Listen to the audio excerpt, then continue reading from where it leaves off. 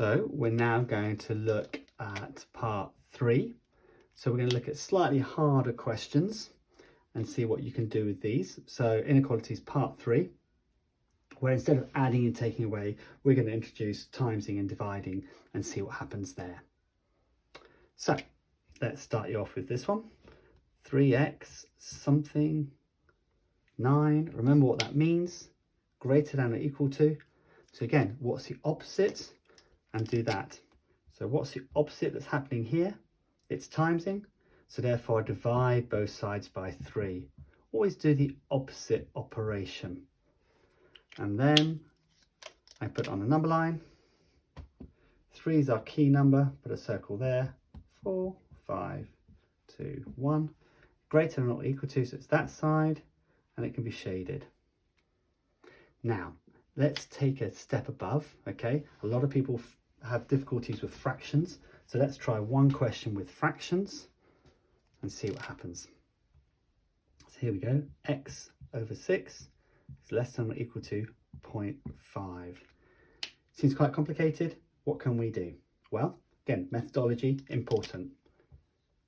What's happening to x? What's happening to x? Hopefully you can see that it's divided by 6. So the opposite of dividing by 6, times by 6. So that becomes x.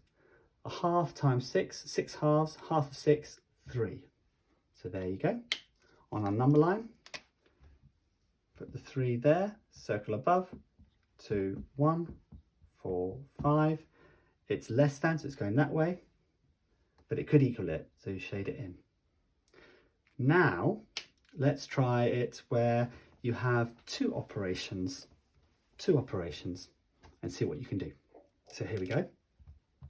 5x plus 3 is less than or equal to 43. So again, same what we do with linear equations, very similar. We're not going to heavily deal with negatives at this point, so it's going to be very, very similar to what you did there. Parallel lines either side. Think to yourself, the weakest link is adding. Adding is weaker than timesing. So I'm going to take away 3 from both sides. Another way of looking at this, which I really kind of like, is what do I add to 3 to get to 43? What do I add to 3 to get to 43? Clue here, 40. So I know that equals 40.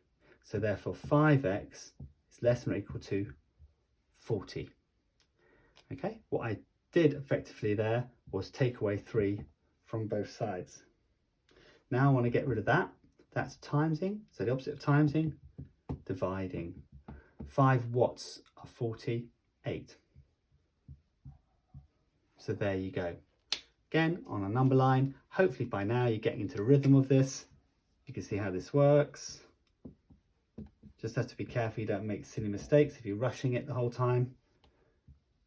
And there you go.